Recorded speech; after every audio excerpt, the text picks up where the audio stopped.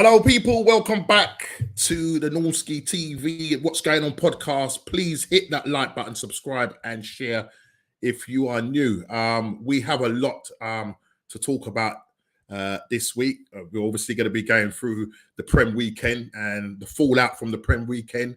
We're going to be discussing the big Ange gassing out, seems to be running out on him. Probably will need topping up.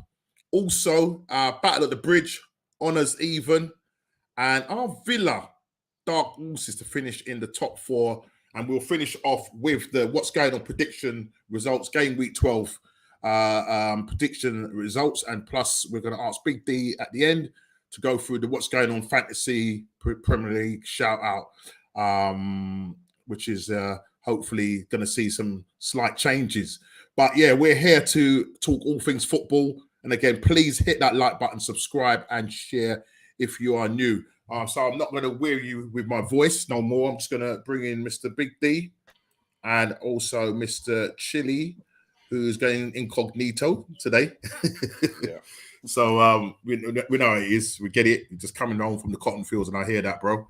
But listen, we are going to be talking all things football.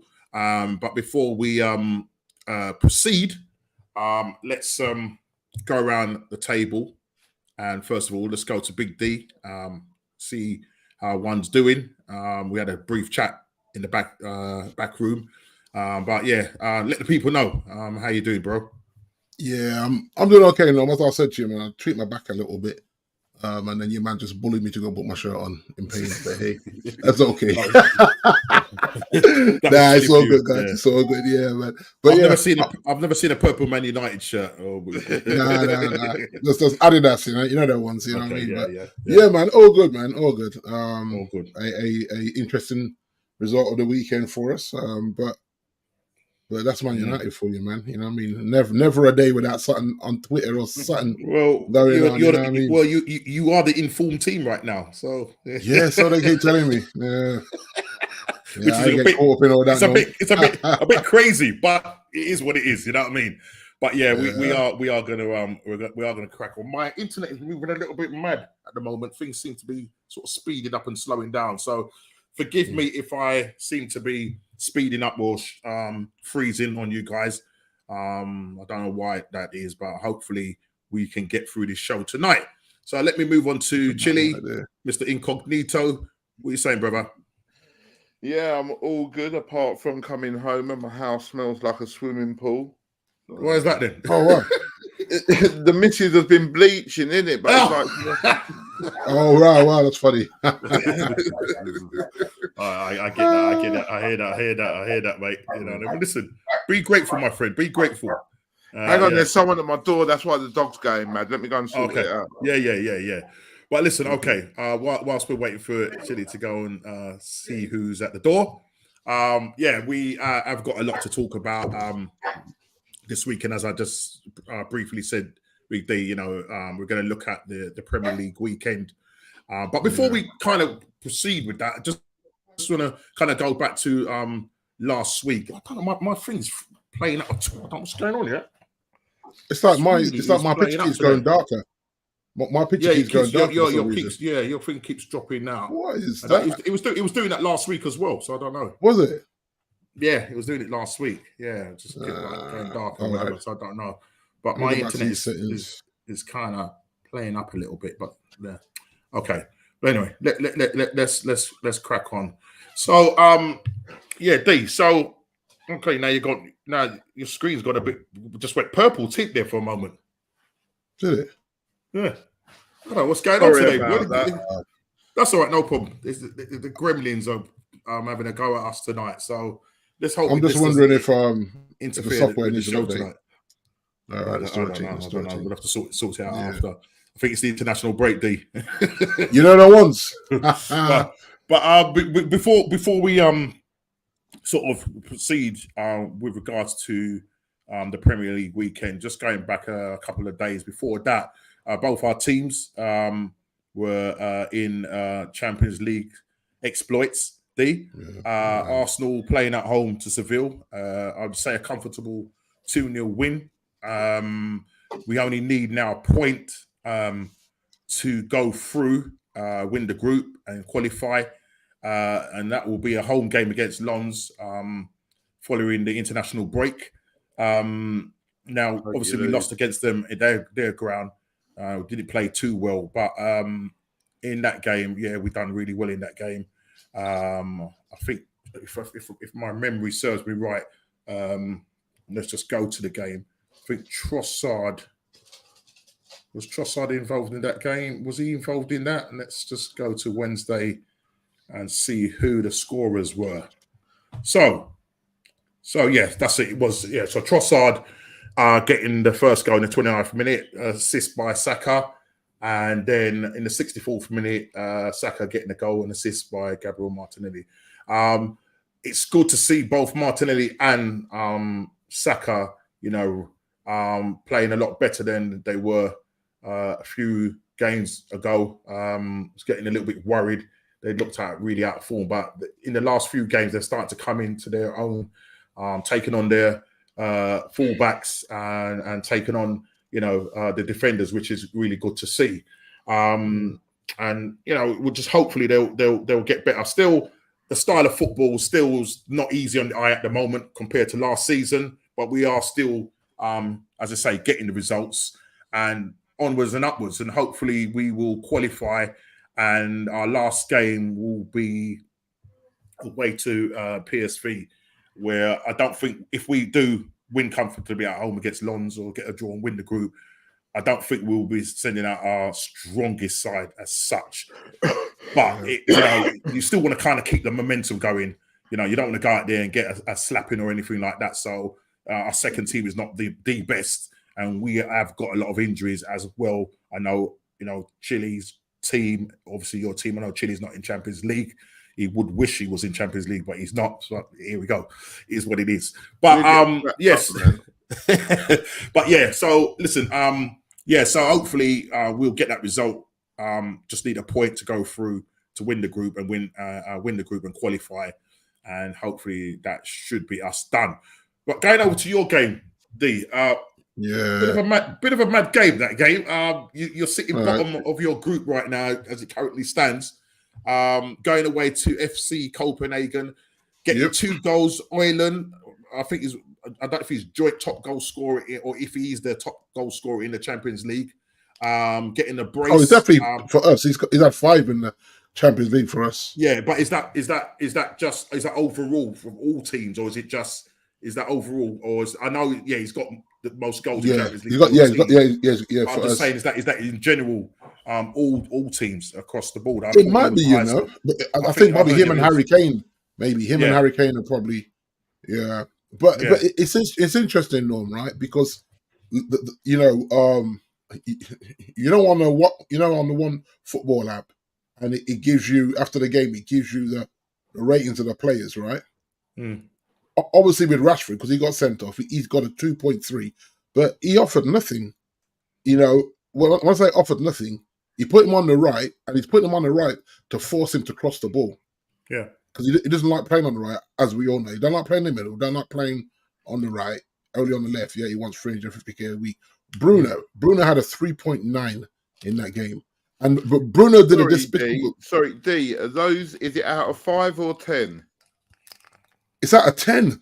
Right. And the reason why I know it's a 10 because they gave Højlund 9.8.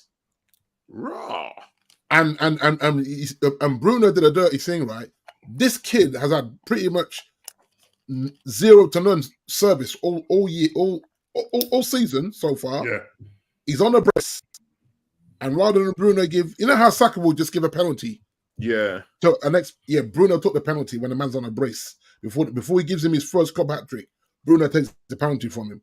Now, apparently, he just take penalties for his country on a rotation. Him and I think it might be Ericsson or someone like that takes. But when I saw that, I thought, you man's, because Bruno plays in a 10, supposed to be servicing this striker. This guy's trying to create for himself now. You see him dropping deep now, trying to create for himself because he's so frustrated out there.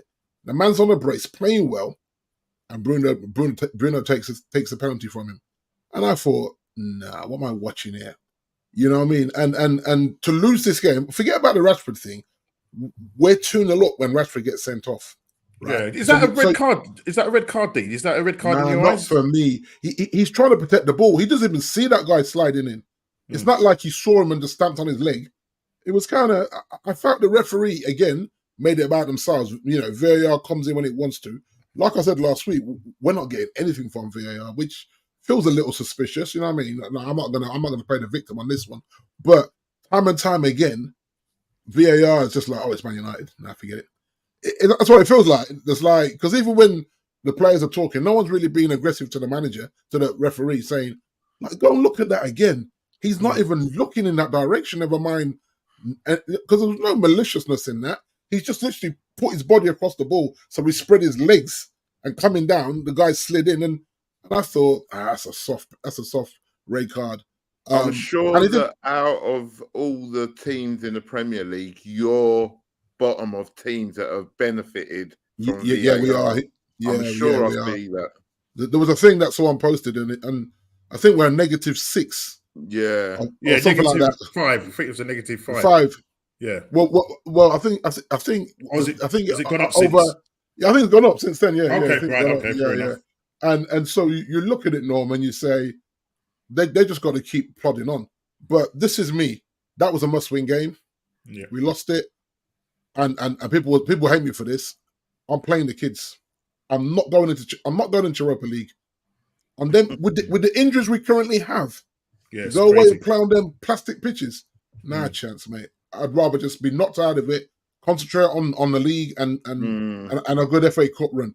To go and play Europa League with these injuries now and suspensions, it doesn't make any sense, because that suspension for Rashford will carry through into Europa. I think he'll miss 3 games. Yeah. Well, actually, no. Well, the 2 that we got left. Yeah. Is it 2 or 3? 2. You got 2 games. Yeah. You go away to Galatasaray, and then you got Bayern Munich home. So we're relying on other people's results. Bayern Munich is already qualified. So they're through. So will they field a weakened team, or even listen to say they field a weakened team? If Newcastle's B team or C team can beat you and knock you out the Carabao Cup, it does not promise it. It's a bit worrying, isn't it? Yeah. And I'm not saying to Ten Hag you got to go and throw that game, but I'm playing the kids, and if the kids win both of the games, then so be it. I'm just not going to risk them. I'm not going to risk that first team. What, you wouldn't even play your first team in the first game to see what happens? No, because I think we're done, Chile. I think the best we can do is Europa League, and I don't want to be in the Europa League. But you're only a point behind the 2 teams above you. Just 1 point. Yeah, you're on 3 and they're on 4. The 2 teams right above you. I mean. So I suppose if you look at the permutations in terms of what the expectations are. So your next game is Galatasaray away, okay? Right. You're going to a and exactly know. Yeah. And you've got injuries. These guys ain't got the minerals for that, Norm. They haven't got the minerals to go into a toxic stadium and get a result. I'm just not being horrible, Arda. This is fact. I've seen it time and time again with this current squad.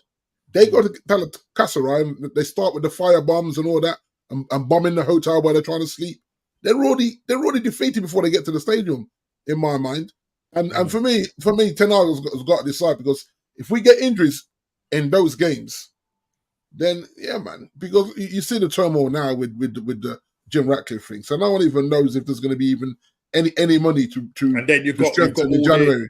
And I mean, Varane. There was blame apportioned to Varane in that game as well. They were saying that he threw the game because he was upset. And I'm like, I don't know. I don't know. You know what I mean? You would hope that a guy that has won this tournament so many times with Real Madrid wouldn't go, because I still question the Maguire and Evans over Varane, because in this thing they gave Maguire a 2.5 out of 10, bruh, on one footballer, 2.5. So he was just better than Rashford, and he stayed on the pitch. Rashford got sent off. You know what I'm saying? So all this Maguire hype, I'm like, bro, don't buy into it. He's had a couple of good games, and that just erases his whole Man United career. Come on, man. I'm not that naive. I mean, even Onana, they gave Onana 2.7. Wow. And I thought, was he? I don't think he was that bad personally, but that's what they gave him. You know, and you got to look at it and say, yes, we're a point behind, but these lot going to Galatasaray and getting something. Boy, if they do it, then I'll tip my hat to them. Yeah. And so if say for argument's sake, if you go to Galatasaray, win, and you beat Bayern Munich at home, then I would expect you then come second in the group. Then I think so. Yeah. Because all right. Well, it depends on what. Junior. It depends. Okay, what you want? Yeah, big up, Junior. What you saying, brother? It depends on. It depends. I suppose it depends on. Right. So Galatasaray have got four. Is it 4 points? Yeah. I'm trying to get our. Yes, Keezer, man. What you saying, brother? Yes, Tom. Yes, Tom. Yeah. Yeah. So the league. I can't see the league. If you look at the table, I just want to see what you guys how it will pan out for you. So let's have a look. Right. So you're currently bottom. So this is the league table as it stands. Yeah. Right. Yeah. Obviously, Bayern Munich have qualified already. They're on 12 points. Copenhagen are on 4 points with a -1 goal difference. Galatasaray are on 4 points with a -2 goal difference, and Man United are on 3 points with a -2 goal difference. Okay. So say Copenhagen, I think their next game is away to Bayern Munich. And the thing is, like you said, Norman, Bayern Munich just don't have to feel the strengths and team. They don't have to. Yeah, I hear against us or against them. Right. And if you've got ambitions of winning the Champions League, you're not going to feel the strong team against them or against us because you're already through the next round. It's not going to affect you in that sense. Right. So just say, I'm sure Copenhagen can go away to Bayern Munich. Yeah. And then obviously Bayern Munich. So say that. So say for argument's sake, say Copenhagen lose, they'll still be on 4 points. Yeah. You go and win at Galatasaray, you'll be on 6 points. 6 points, yes, yeah. And they'll still be on 4. Who's that? Sorry, Chile? And then Galatasaray will stay on 4. Yeah. Right.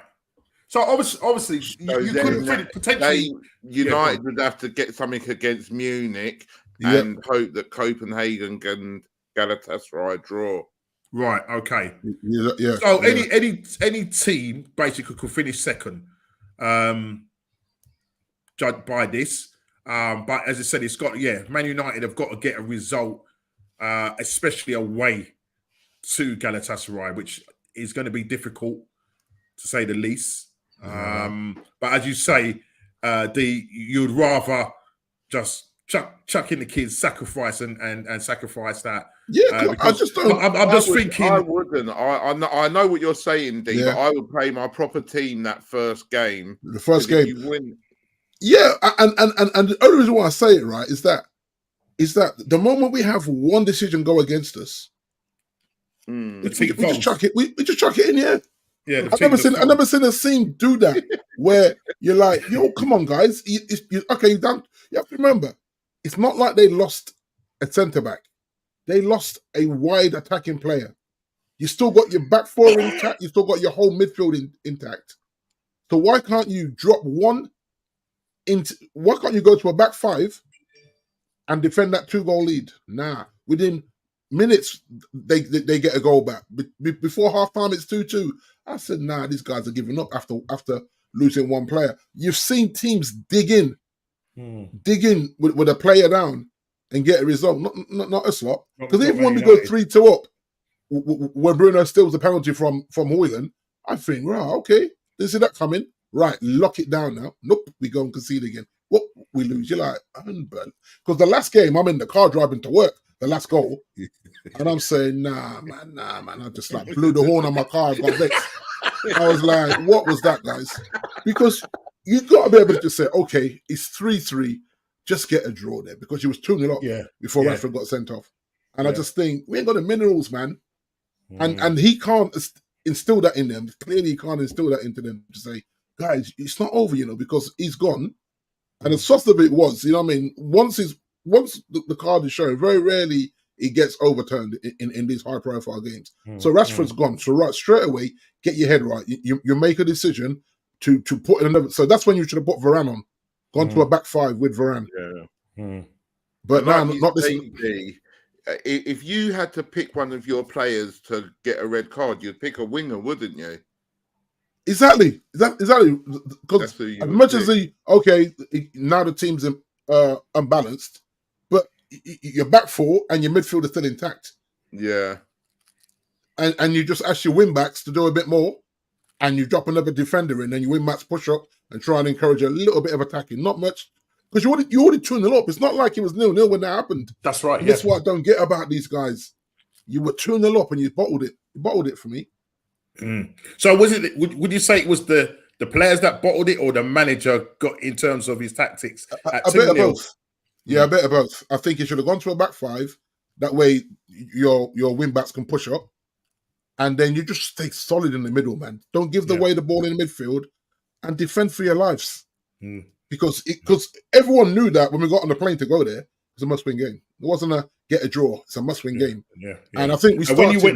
When you went, listen, Højlund. Obviously, you say he's not getting. He was up for it, wasn't he? Yeah, he was definitely up for it. Yeah, and so both goals. Remember, that's where he came from, though. So he's going back home. Yeah. So you're going back home. You're going to show the man that I'm at Man United. Watch me, bang, 2 goals before you could blink. And I'm thinking we are going to crucify them. Red card, heads going down. When you think about it, Højlund at the moment has not got a Premier League goal yet. No, he hasn't. No, which is quite. And it's interesting, right? It tells you how hard the Premier League is. When you watch Champions League, the games are nowhere near the pace of the Premier League. Absolutely. So for him to be making the runs and getting the space in the Champions League, bam, he's scoring. You're like, rah, okay. But in the Premier League, defenders are on him. Dave, say you took Højlund, put him in our team, put him in, say, Spurs' team, currently how they were playing before, with all their players there. Put him in a Liverpool team. I know you. He's cooking them. He's getting the service. If he was at Tottenham, I think he'd be top goal scorer right now. I'm saying, in all your teams, with Madison doing the business. Yeah. But a bit like how Song was. You're going to see Song struggle now without Madison. Absolutely. He won't get as much service. He was anonymous in the Wolves game. Which and that's not a knocking Song at all. But no, but you've got to have someone to feed you. Yeah. And I think this is what I would say for Eric. I give him credit for moving Rashford to the right because it forces him to cross the football because he can't shoot with his left foot. He's one-footed. And this is why he hates going to the right because he can't shoot. So it's actually a masterstroke by Eric Ten Hag. Goes, right, you're going on the right. I don't care. I'm paying you $350 a week. And you're going to go out there and you're going to cross the ball. And to be fair, he was trying to. Every time he cut in, he tried to shoot. You see him cut back to his right foot again. I was like, you ain't got the angle, have you, bro? Cross the right, cross the ball. And I'm sure his agent would have been kicking off after that game. 1 for the soft red card, 2 for forcing Rashford to play on the right. But Ten Hag's got, he's in survival mode, isn't he? He's got to save his job. Absolutely. They got previous when it comes to throwing the gaffer under the bus. Well, listen, look. It's looking quite precarious for you guys at the moment. But there's still a tinge of light at the end of the tunnel. As I say, as Chile said, play your strongest team for Galatasaray. I know he will Chile. He will. Because if you think last season, he rarely played weak teams in any competition. That's how we end up burning out in the end a little bit. Because he was just like going strong all the time where you're saying, bro, you don't need to go strong here. But so I do, as much as I'm being selfish because I don't want to play Europa. Don't be playing Liverpool and them man in Europa, man. Nah, man, allow it. You know what I mean? You don't want to join Kofi's. You don't want to join Kofi's team down there. No, but the thing is as well, Europa won't want an all-English team, so they won't keep us apart until the final. You're going to meet them in the quarters or semis. So I'll be like, forget it, man, because I don't think we're at Liverpool's levels right now to go to Liverpool and do anything. Because I don't know if it's 2 legs or 1 leg. It's 2 legs, is it? In the What's this now? What's this? Europa. What do you mean? 2 legs in there in it? That you play enough if you're in that competition. Yeah, you play a lot of football. Yeah. So once you get to the last 16, because you got the Liverpool, because Liverpool in the Europa League they played last Thursday. They needed to win that group to basically qualify, but they've got to go again.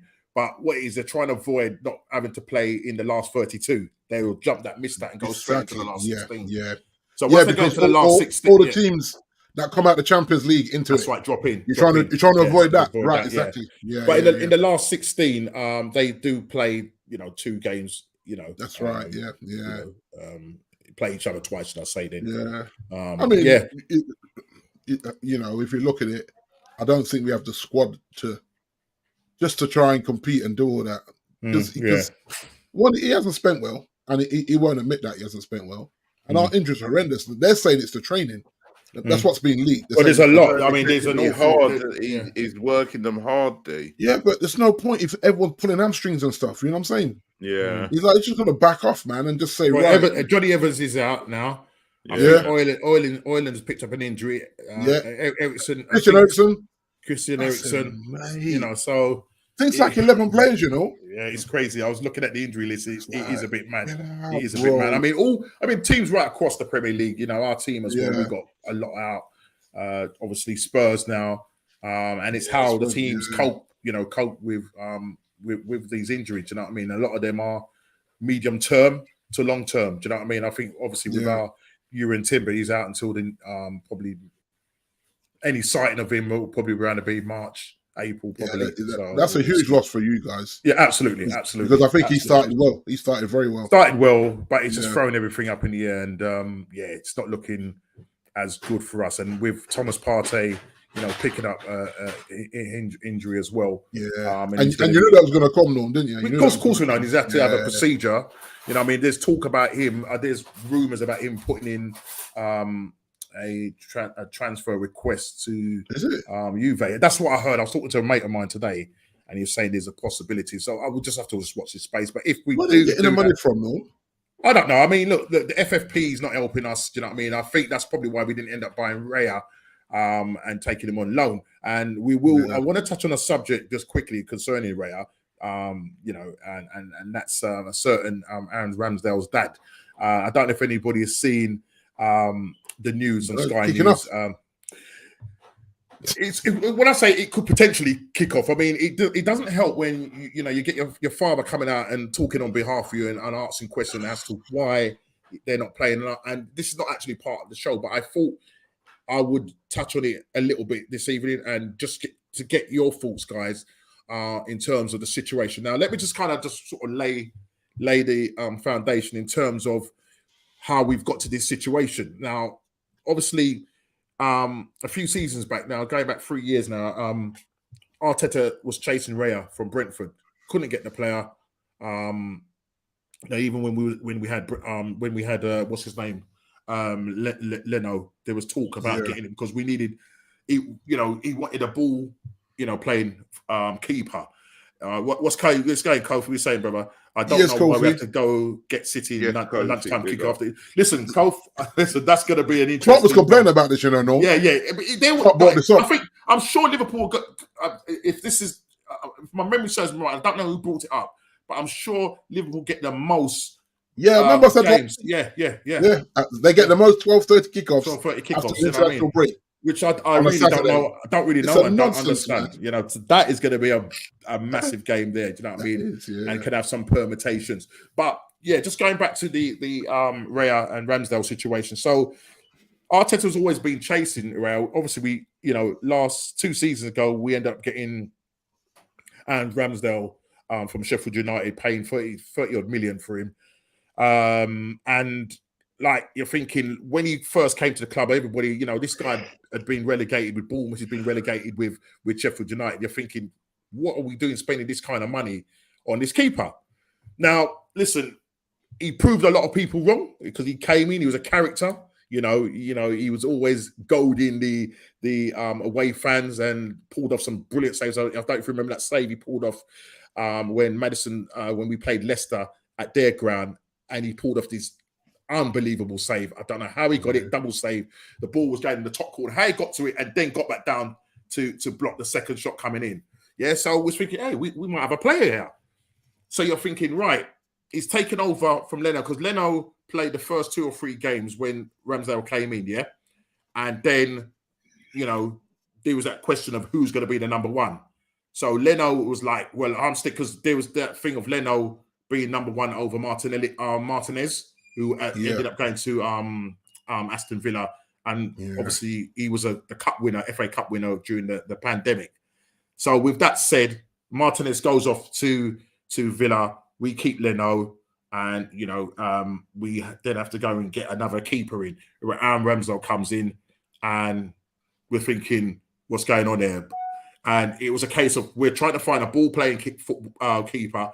Aaron Ramsdale fits that profile, even though we heard that he got relegated with Bournemouth, with Sheffield United and all of that. I was thinking, what is Arsenal spending this kind of money? But listen, to be fair, he ended up, getting us back into the Champions League. Not only that, pulled off some really great saves, but then there was that lack of concentration. And it's quite funny when I go into a little bit of this story and how this was regurgitated back up about his concentration levels. But Nick Ramsdale's come out. He was on a podcast, I think it was last night or the night before, and he was talking with Kevin Campbell and this other woman called Sophie. And I know Sophie. Yeah. And it's not Sophie from the Chelsea one. It's Sophie. She's based in America. She lives in America. But I've seen her on Instagram. So anyway, he's ended up coming on the show, and when they're trying to kind of find out how he's doing, and there's a bit of banter about him and his family and blah blah blah, and then they kind of get onto the stuff about how is Aaron Ramsdale doing, and then it was like his dad Nick wanted to find out answers and questions as to why his son is not playing. Now he's trying to make it that listen, he hasn't got a problem with Raya being in goal, but you see, it doesn't help when you bring Raya in. First of all, we was going to buy him, and then we ended up getting him on loan. Yeah, and I think that was due to FFP at the time. And Arteta says, "I have two number ones." Come on, two number ones. Come on, you can't have two number ones, especially when one's on loan. Yeah, exactly. Right. It's like a loan keeper, mate. Yeah. So Ramsdale, he signed a new 3-4 year deal contract. So with that said, you're thinking, well, if I'm signing that kind of contract and you're bringing in a keeper, maybe Raya will be the number 2. I will continue to be the number 1, and then there'll be competition. Yeah. So at the start of it, Ramsdale came out and said, I relished the challenge and blah, blah, blah. 2-3 games later, Raya's in goal. Yeah. The questions coming from Nick Ramsdale is that he wants to know, why have you given my son these? These are questions that he needs more light shed on. And now I don't know if it's right for him to be doing what he's doing, because it's not helping the situation now, because he's asking questions as to why, he doesn't know why his son has been given a contract and has not been given an explanation as to why he's not, as to why he's been dropped then. Yeah. Right. Yeah. Even though Arteta's coming out and saying, I've got 2 number 1s here. And I thought it might be a case of, well, Raya might then play all the Premier League games and Ramsdale will have all the cup games and all the Champions League games, albeit that he got us into Champions League. Now, Raya has not started off that brilliantly. Do you know what I mean? A lot of you've got the Raya camp and you've got the Ramsdale camp. Even you've got fans, singing at away grounds about singing Ramsdale's name and saying we want Ramsdale back, kind of thing. So that is kind of causing a bit of tension. And then, as I said, he's come out now. Nick Ramsdale's come out and he's wanting answers. Now this is now gone. They've taken the podcast, linked it in to Sky News. Richard Romano is it's on Sky News and everything. So it's got out there now. It's got out there. Now these guys, they're not big. They're not the podcast itself.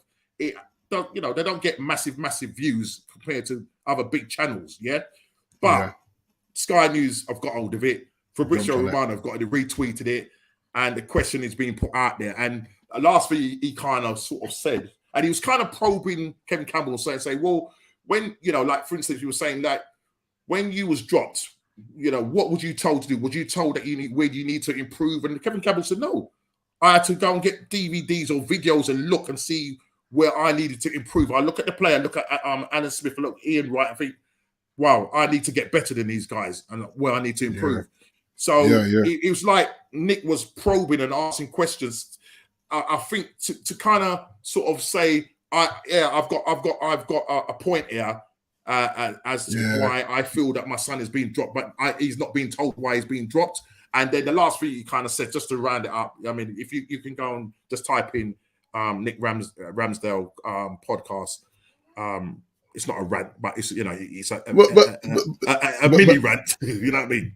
If you look at it, Norm, Harry Maguire's brother and his mother came out, and then you had Southgate coming out, right?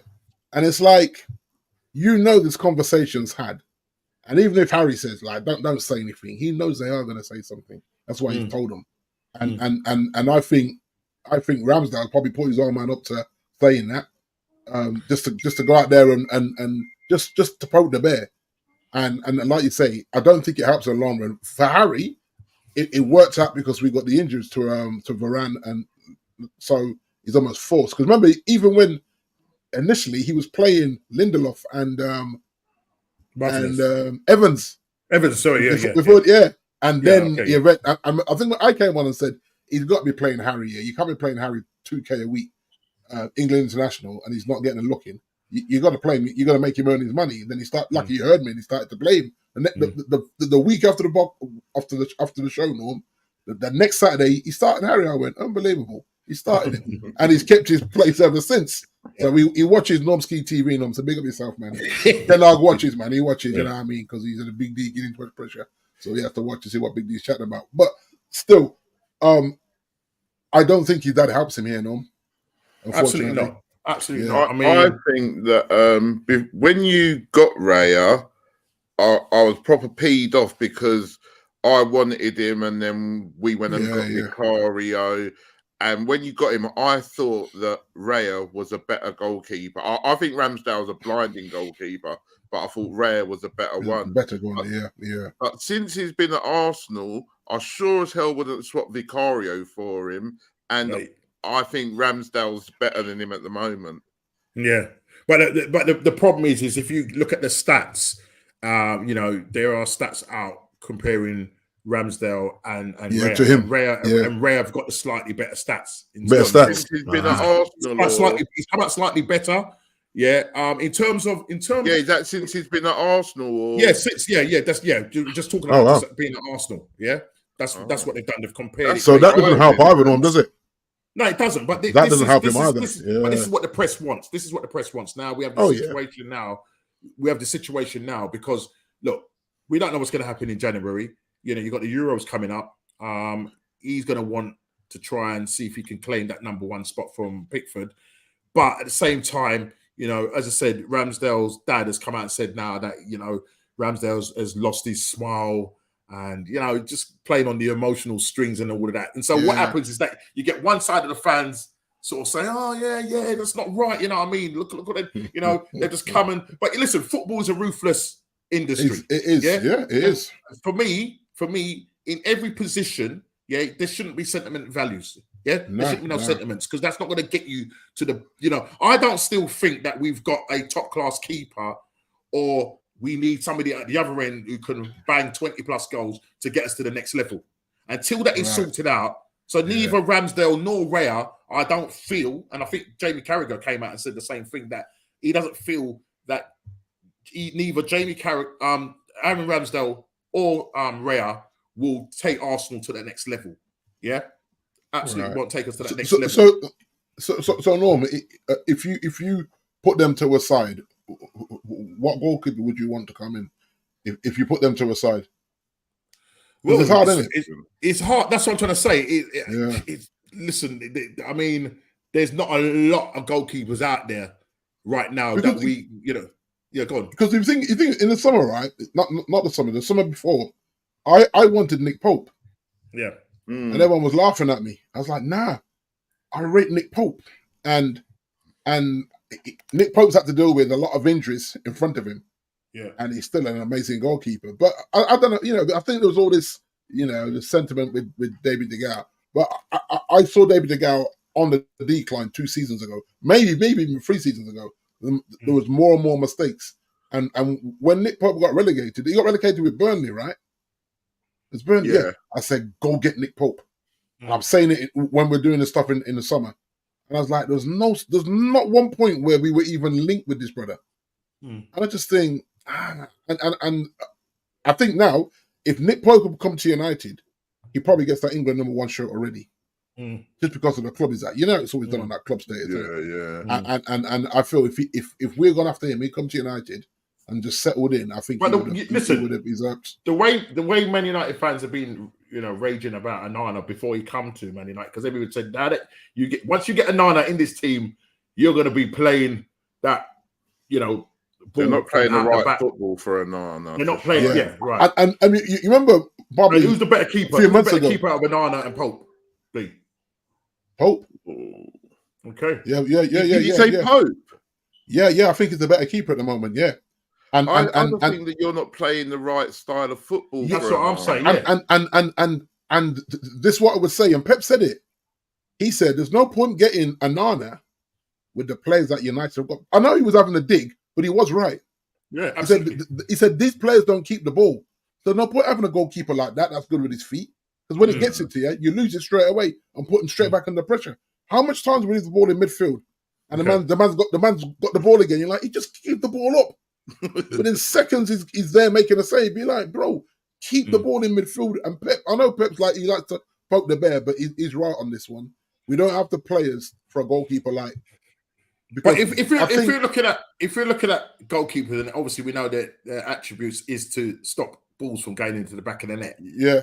That's the key thing. So if you look at just as a goalkeeper, not a ball playing goalkeeper, because we know the modern goalkeeper now. You look at Chile's goalkeeper. I mean, for the last 2 games, the man has been playing as an outfield player practically.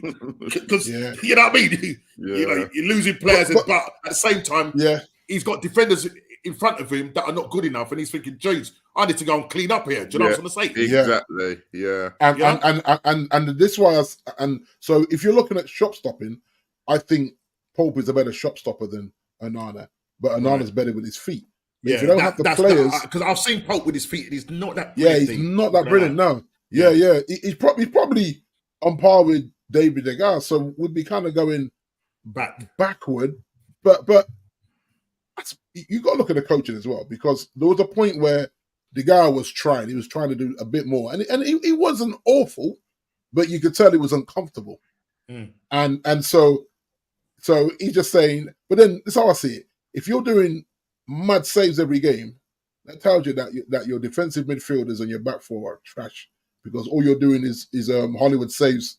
You have to remember how many times he got Player of the Season for Man United.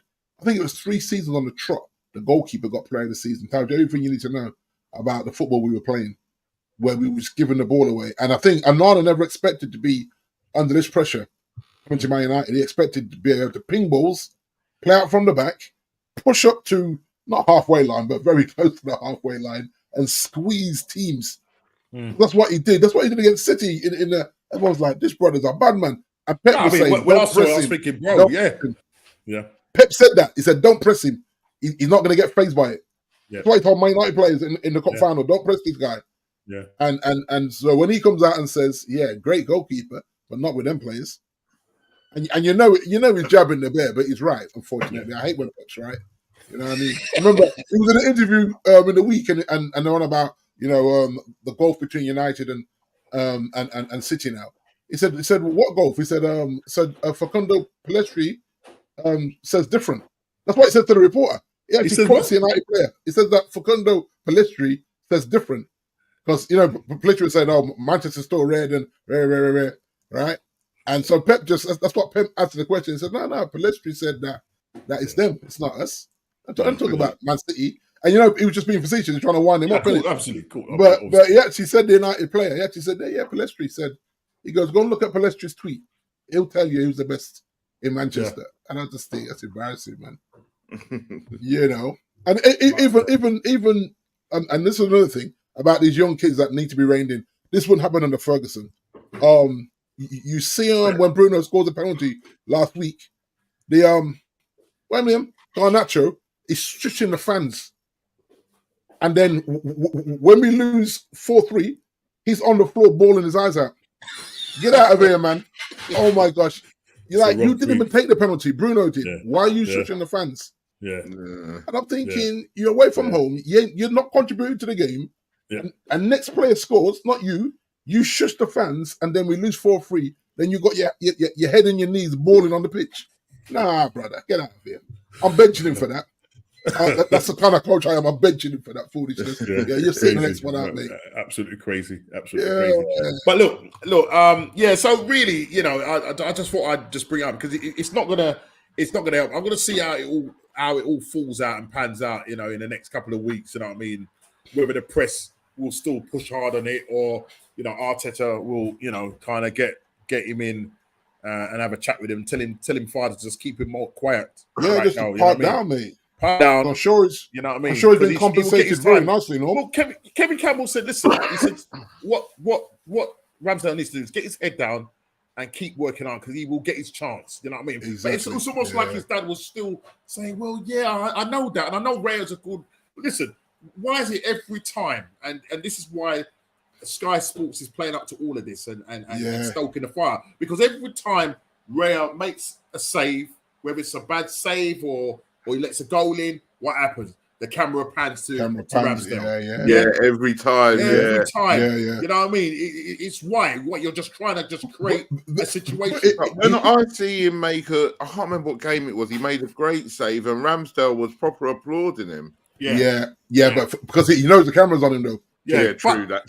Yeah, but then I don't know. But then his dad. You're saying that, D. But his dad come out and saying that people are sort of saying about his integrity and saying, well, actually, he was actually genuinely applauding him. So you can't knock him for his integrity to say that he was genuinely applauding him, right? Yeah. So, but people, because Jamie Carragher came out and said he's only doing that for the cameras because he well and truly wants to play. Yeah, he did. So his dad went on Twitter and basically had a go at Jamie Carragher and told him to shut his mouth and with the sticky. Yeah, but you see though, Norm, his dad's never going to be as high profile as Jamie Carragher, right?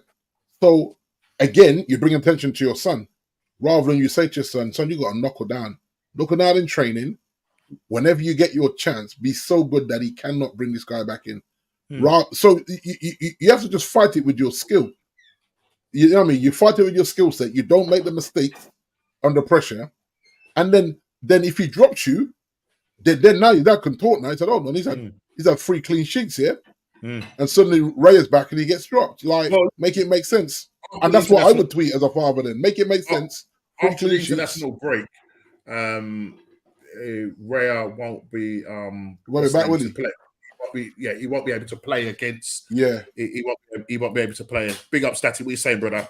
Good to see you, man. Big up, man. Yes, big up. He won't be able to play against his team because at the moment, because he's loaned over to us. So Ramsdale will start that game. Yeah, right. Now I don't know what it's going to take for Ramsdale. Ramsdale's going to have a blinder in that game, but I don't see in any way, shape, or form that after that game, Ramsdale will keep his spot, regardless of whether that's a fantastic game. I think Arteta's made up in his mind. Guys, please hit that like button, man. Why is there only 4 likes? Come and smash that like button. Come on, people, let's do that. Let's get the algorithms. Why is it that he's going into that game, and for me, I think I don't know. I just think that Ramsdale just needs to as I said, knuckle down, get his head down, do the best that he can, and just see where we go with this. You know what I mean? But you've got to kind of go back to Arteta bringing him into the fold and say we've got 2 number ones, and a lot of people were scratching their heads when this whole thing sort of happened and that. So, his dad is looking for answers. As I said, I'm hoping that Arteta can nip it in the bud, get it sorted. So we don't want this to overshadow, what's going on at Arsenal. It's just really not needed at the moment. No, you see Arteta, right? Did he volunteer that information, or was he asked who your number 1 was, and he said, "Oh, we got 2 number 1s." I can't remember. I just heard it. I think because that don't make any sense. Why you say that? When Raya was brought in, I think he was asked in a press conference, and he just said, "Right," and he said, "2 number 1s." And I think he came out and sort of basically said, like, "Look." He was trying to justify why he's brought in Raya and why he's got 2 number 1s, because he said, well, there's been games where I wanted to substitute Ramsdale and bringing Ray out. I'm like, yeah, that's right. He said he didn't want to get criticised for substituting the goalkeeper. Yeah, I'm like, you know what I mean? Listen, but to a degree, you brought this on yourself, but at the same time, listen, you got to say who's the number one, who's the number two. Stop saying there's two number ones. There ain't two number ones. We know that. Yeah. No. And maybe just be more transparent then with Nick, his father. But then Nick shouldn't be going on podcasts and pouring out his heart and begging. It really doesn't help. It really doesn't help. It just brings negative attention to the club. And not only that, you've got the Ramsdale inners and you've got the Raya inners, and then you're going to be they're going to be because it's like anything in life. Like when you're a child, you expect to your parents to defend you at all costs. But when you become a big man, like you got to be defending your parents. You got to be taking care of your parents now, rather than the other way around. So I wouldn't be saying to my mom, go on Twitter and just start saying, my DCB be starting. I feel like that's embarrassing. I don't do that, mom. No, it's good. I got it. Yeah. You see, I don't know whether Ange Ramsdale is, as said to his dad, do it or not, or his dad is just really fighting his corner for him. Because Ramsdale's quite in, like, he growing up as a child, from what I understand, that Ramsdale was just quite kind of kicked himself to himself, and his dad was always that outspoken person. But I guarantee you, though, Norm, I guarantee you that Ramsdale's had enough disgruntled conversations with his old man. To justify to do this. I would say that. Because the old man knows that Ramsdale's not going to do that. You know what I mean? So when they've gone out, I'm not going to assume that he lives with his family. Yeah. As he said, he's gone out there, poked the bear a little bit. Let's see what happens. Let's see what reaction we get. So listen, let's just watch his space and see what happens. But listen, that's the Ramsdale situation over and done with. Let's move on to the weekend games, and let's start off with the game at Wolves, where Tottenham, after coming off the back of a 4-1 loss to Chelsea, playing Ange Ball, go away to Wolverhampton with a lot of injuries. And listen, you couldn't ask for a better start.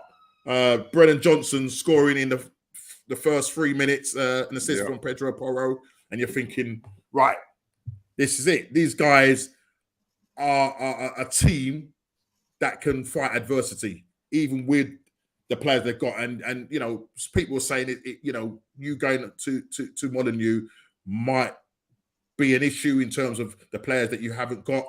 But I thought first 3 minutes, and then for the best part of 90 minutes, you kept these mans quiet. And then in injury time, capitulation time. Chili, over to you, bro. Well, you saw what happened. You bring in the old players and you get the old football with the old results, isn't it? Because I can't believe that we were winning at 90 minutes and lost the game. Yeah. Do you know what I mean? So, like, last week with Chelsea, I honestly wasn't upset. I didn't care. To me, I was quite happy. But on Saturday, I was fuming.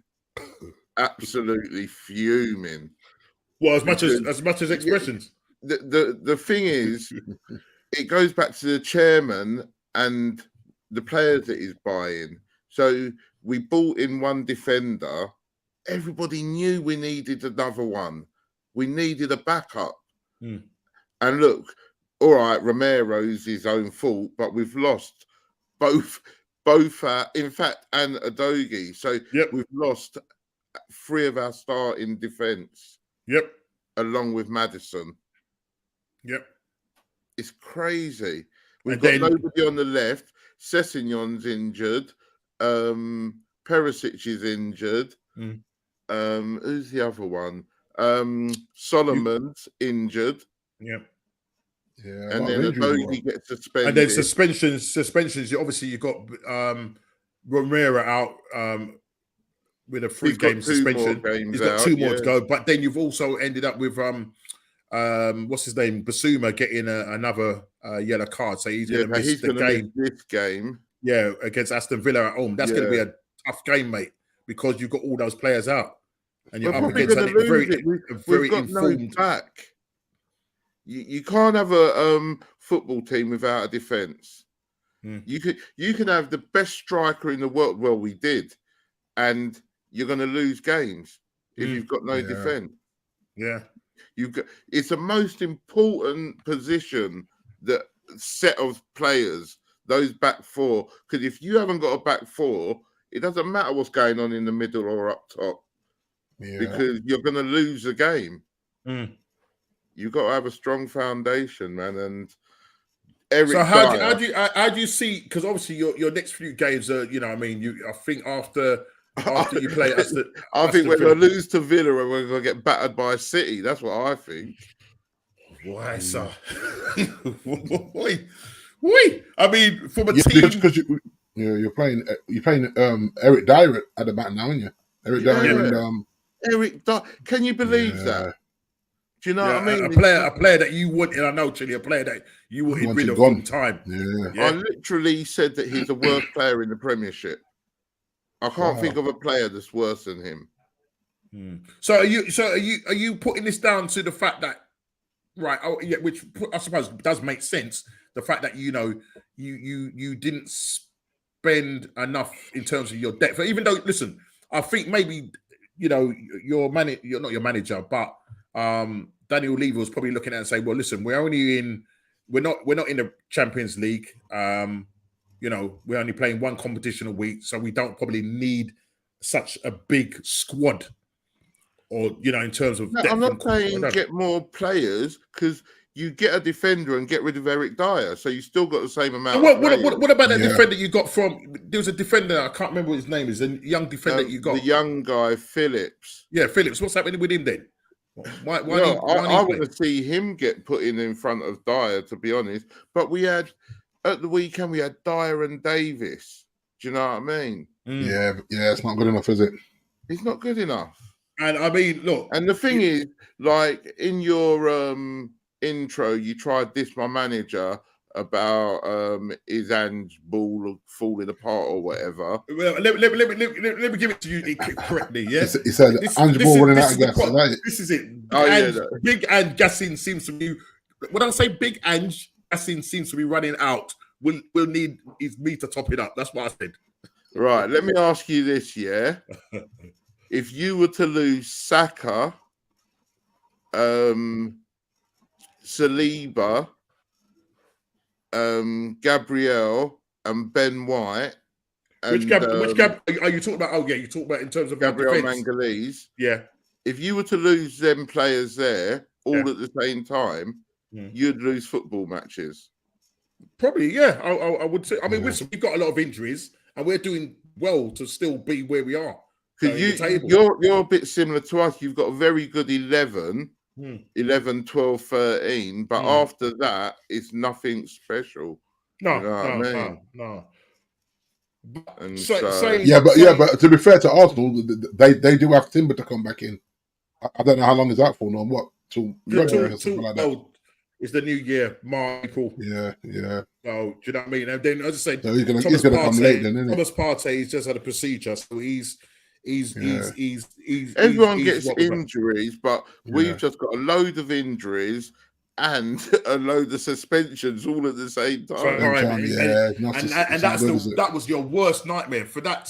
In that game, literally, to happen all at the same time. Literally, every player that we said, if that player goes out, we'll be in trouble. We lost all of them. That's true. Yeah. So, well, listen. I know in the early part of the season, the press and loads of Tottenham fans were gassing this manager. He will continue to play the Ange Ball. Is he gassing out, mate? Is he gassing out? Will he need to top it up again? Tell you what, he definitely. I've just explained to you why. What manager could lose that amount of their best players? 5. But I think it's just the way. Listen. It was just the way your fans were gassed up. this whole thing because we was warning them that listen. Hang on a minute, the man's just won 3 Manager of the Months on the bounce. And those 3 managers is the Manager of the Month's curse, isn't it? Because look what's happened now. Yeah, it took 3 months though. We had 3 good months. Can't complain. But look, what I'm trying to say, at the end of the day, if you watch back the tapes, I said to you that top 6 we would be. So I'm not saying you say that you're going to win the league, but there are some crazy deluded fans out there that think that Tottenham are going to go on and win the league. Do you know what I'm going to say? So yeah, but there's always going to be people. There were Arsenal fans that thought you were going to win it last season. Yeah. Well, less said about that. There were people that thought you were on the crest of a wave. Man went to Australia and tried to get me a surfboard. You know, nah, what you doing? Making liberty. What? You know what? And I was trying my best. I was trying my best to get you to say it, man, but you just wouldn't say it because you know your team well. Spursy, man. They're Spursy. But listen. Wolves I wouldn't even call this. I wouldn't call this Spursy. I'd call this the Spurs curse. Spurs. Okay, forever. But listen, in that game, right, as I said, you led up to the 90th plus. Yeah, but 1 minute. Hang on, Lemina's goal was something special, though. No, Pablo Sobrero's goal. You mean Sobrero's goal was special, not Lemina. The first goal you're talking about. Yeah, weren't that Lemina? No, Lemina scored. Yeah, it was late one. That was in the 97th minute. It was Pablo Sobrero's goal. Yeah, his goal. One then. Sorry. What a goal, mate. Yeah. His first touch. And it's the angle that he took it and then he knocked it across it and he hit it with his left hand near post. Great goal. Brilliant goal. You know what I mean? Brilliant goal. And you have to be annoyed by that, Chili, because this is 90 plus 1 and 90 plus 7 you're conceding. So you're controlling the game up until extra time, which is just but but you know what it is? Hang on, D, what, you trying to match up my Wednesday as well as my Saturday? No, I'm just saying that this is what I hate about us in the Champions League, that you're still up when the game is dying to an end, and then to get it feels like 2 sucker punches there, 91st minute and 97th minute. It's like, I'll be vexed. I trust me, I was. When I saw the result, because I was working, and my friend said to me, "Oh, you're 1 up," and it was something like 87th minute. Do you know what I mean? Right. So I thought, touch. Yeah, just dig in. That's it. Lock it off. When I see the result, I could not believe it. Exactly. I could not believe it. Yeah. Did he nearly crash your van? I was like, only Tottenham. And then people saying, but we done it to Leicester and we done it to Sheffield United. I don't care. No team that is winning at 90 minutes. Yeah. Could lose that match. That's her. So you have to take. You know what I mean? He's got to take up a striker initially. Like as soon as you take up a striker, put either defensive midfielder or another defender on. But then we haven't got them. Who have we got? Yeah.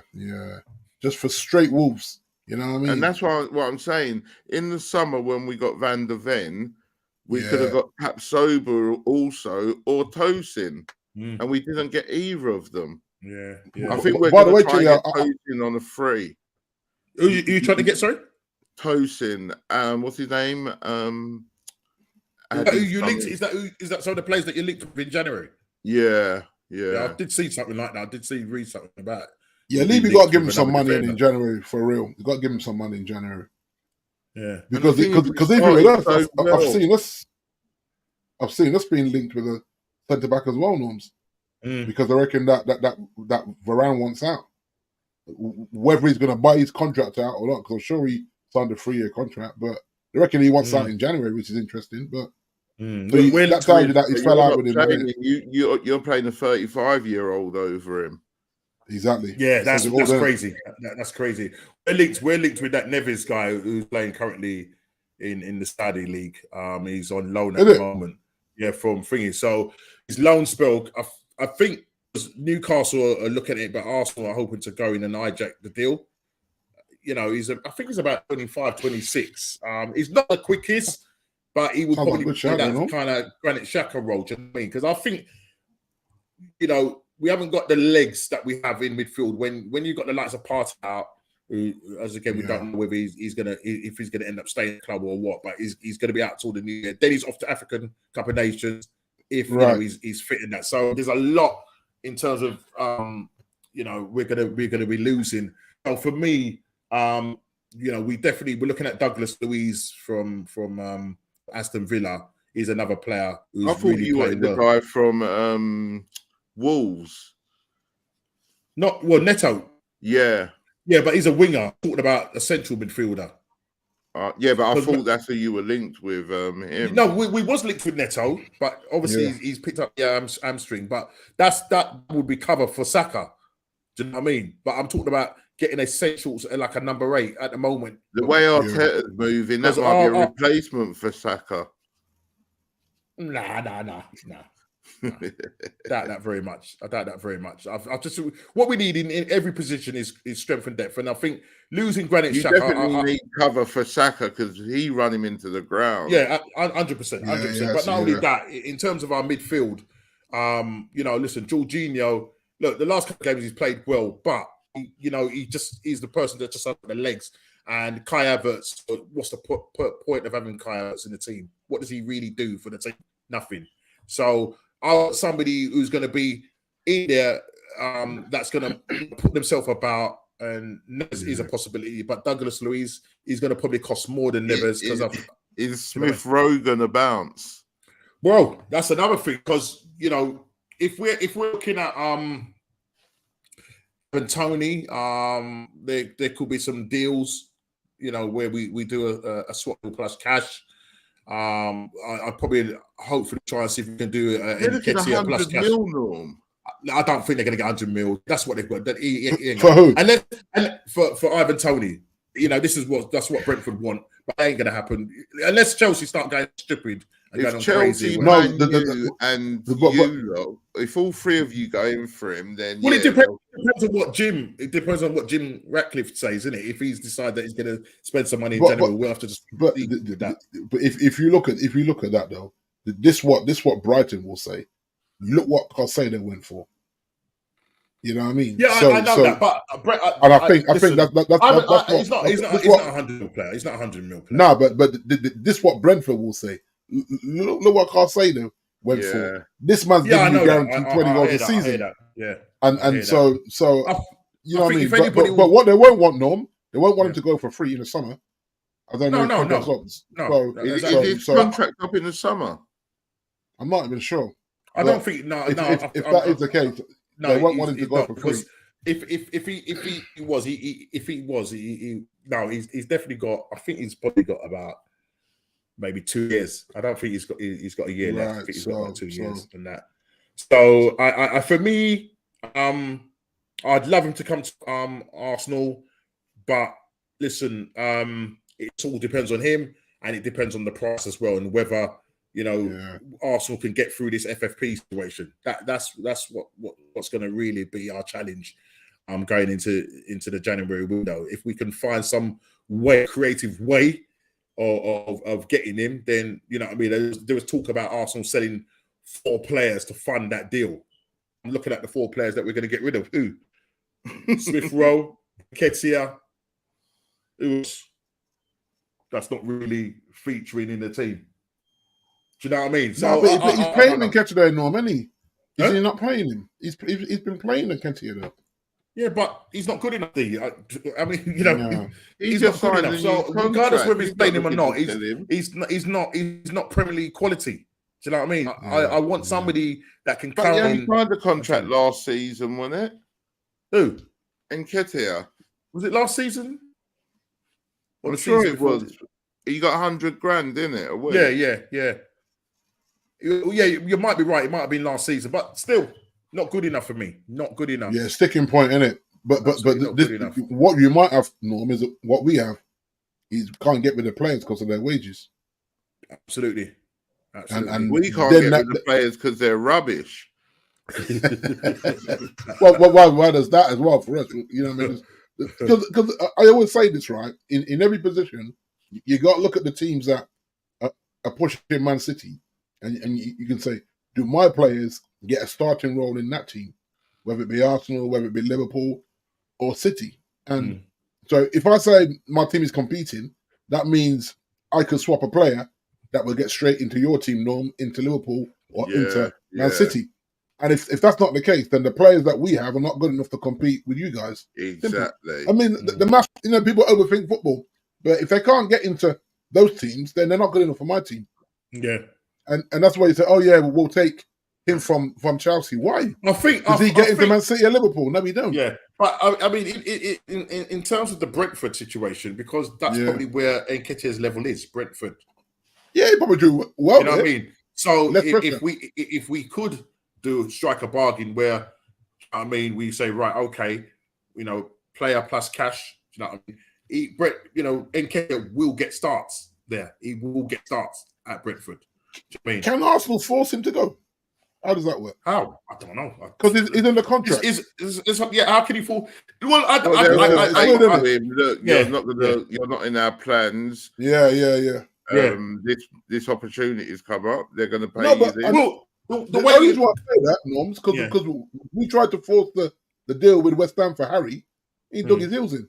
And maybe Nketiah could do that. So, and that is the problem, because if he's like a bargaining tool and he doesn't want to go, it's going to make it difficult for us to then go for the likes of because Brentford might say, okay, we'll take him, but we ain't paying him 100k a week. Exactly, and he might say, well, no, I'm on 100k a week. No, I'm not going for less. That's what Harry did. That's what Harry did. Right, exactly. Because if he does go to Brentford, they're not going to pay him 100,000. Yeah, right. They're not going to pay him 100,000. Football is crazy, bro. We'll have to that hurdle come January and see what happens. But we definitely need a striker. Absolutely need a striker and another midfielder. I think that's probably where we get the maximum of 2 players. I can't see us getting any more than that. Do you know what I mean? And again, that could be dependent on player sales as well. So who you move? Yeah. So just going back, Chile, just quickly before we move on to our game. So with that said, two losses back to back. Your game is Aston Villa home after the international break, and then Man City away. Do you see yourself getting any points from any? Well, I definitely the Man City, definitely not. What about the Aston Villa game? The Villa game, we could beat them with this lot, and hopefully we'll have players back like Adogi. Hopefully Maddison will be back. Do you know what I mean? I heard that Maddison's going out till the new year. Is it the new year? Yeah. Oh, I ain't heard that. Well, that's what I saw. It was Maddison and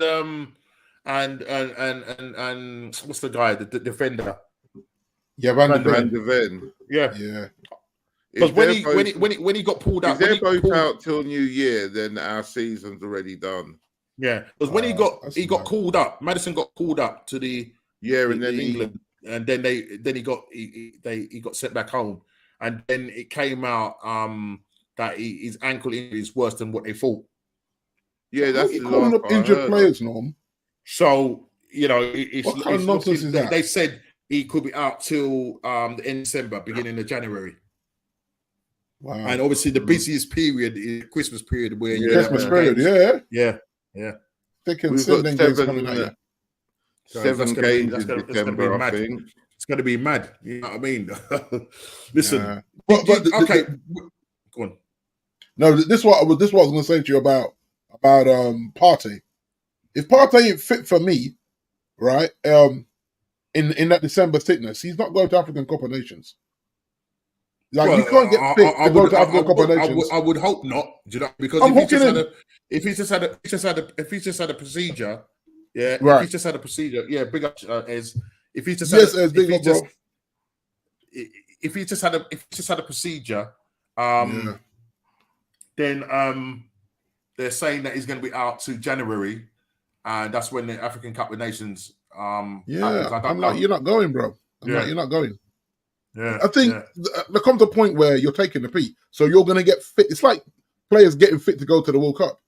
and you've been out for 3 months, but now you're fit to go to the World Cup? Nah, bro. Well, as I said, I mean, listen, some people don't think he's injured. Some people have got this conspiracy theory that they don't think he's injured, and then there's obviously this rumor that's come out to say that he put in a transfer request. So I don't know if he's falling out with Arteta. Don't know. I really don't. But to be fair to him, Norm, he wanted to go in the summer. You know, there's a lot of rumors saying that he wanted to go in the summer. But the problem is we didn't find a replacement. We didn't find a replacement, so we had to end up. So look, if the likes of Douglas Luiz or maybe Ruben Neves, if we get any one of those two players in that January transfer window, then the chances are that Partey will probably go. But Norm, you have to remember, this is Unai Emery. You think Unai Emery is giving you one of his best midfielders? Oh, like if he goes, you're gonna pay an arm and a leg for this brother. Trust me. They're talking 60 mil. Really? I think they put a price tag on 60 mil on him. We could have got this guy for free, you know. Yeah, we could have got this. No, I'm doing a swap for Bruno. I'm gonna do a swap for Bruno. Then they're gonna have Bruno. We'll take him. We could have got this guy. We could have got this guy for free. Yeah. And then what happened in the end, we went for him last minute, and then Aston Villa turned around and said, no, we're keeping him, gave him a contract. And lo and behold, he's worth 60 million now. So he's playing well, you know, he's playing well. Of course he's playing well. well. I mean, he's getting the... That's what I'm saying. I do like Bruno switch. Unai was getting the best out of him. So I do like Bruno. I'm shameless, man. Let's move on to the Arsenal-Burnley game. Arsenal 3, Burnley 1. Arsenal... doing the Trossard, fantastic assists from Saka, Eddie's assists. Obviously, Trossard got hurt when scoring the goal. I think he sort of banged against the post and it hit either his arm or his shoulder. And I thought, oh gosh, that's it. He ain't coming out second half. He took a bit of a bash, didn't he? He came out second half. As I said, 45 plus 1, we get that goal. We go into half time 1-0 up. Then Josh Brownhill for Burnley gets the equaliser. That was short-lived. I think Tommy Ashley could have done better. I feel some people saying that he got fouled in the build-up to the goal. Right. The guy that played across. Well, I can't remember that was basically literally took him down to the byline. And they were kind of grappling with each other, but it looked like he got pulled down. I think they looked at it, but it wasn't a foul. And he ends up. I think the goal was a deflected goal, and it goes into the back of the net in the 54th minute.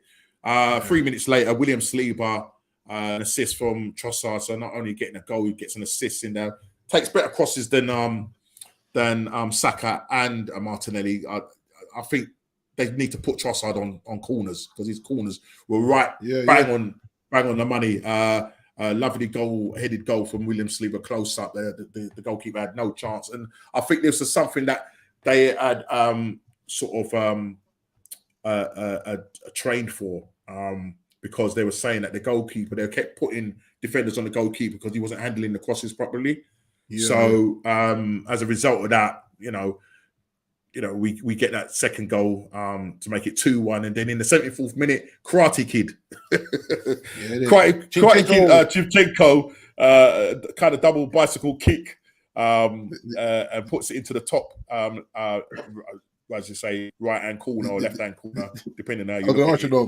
Did he start crying after he scored?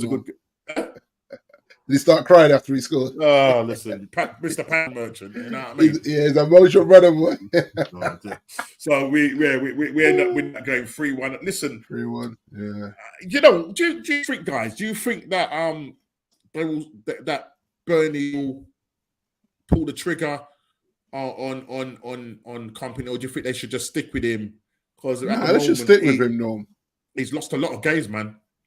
But Norm, they didn't give him no money, Norm. You can't give a man no money to come in the Premier League. I know they didn't give no money. Expect the man to pull up trees. It ain't going to happen, is it? If they fight him, it will show you that that the ownership is delusional, man. Because he can only work with the team he's got. Maybe he can adjust the way he plays, but then he takes away his own identity. Which he doesn't look like he wants to do. Yeah, do you know what I mean? Because he's come out and said that he's going to continue to play as they are. because they feel that it will click at some point, but it needs to click quick. You know what I mean? It needs to click quick. But at the moment, you know what I mean, they are second. I think they're second. I mean, are you going to bring in Big Sam? I mean, come on, man. Actually, no, they're not second. They're actually rock bottom. The bottom, the rock bottom. Minus 21 goal difference with only 4 points. The goals they're shipping has been mad, isn't it? Yeah, it's crazy. So I don't know. I mean, listen, I hope they do stick with him, but he's got to learn to change up the game and his tactics. You know what I mean? Yeah. He has to have a plan B. If he goes 2-0 down, there's got to be a plan B, isn't there? You can't keep playing the same way. 2-0 down. So absolutely. And we go to Crystal Palace 2, Everton 3. Chile, your second team. Yeah. Crystal Palace taking the lead earlier. No, actually, tell a lie.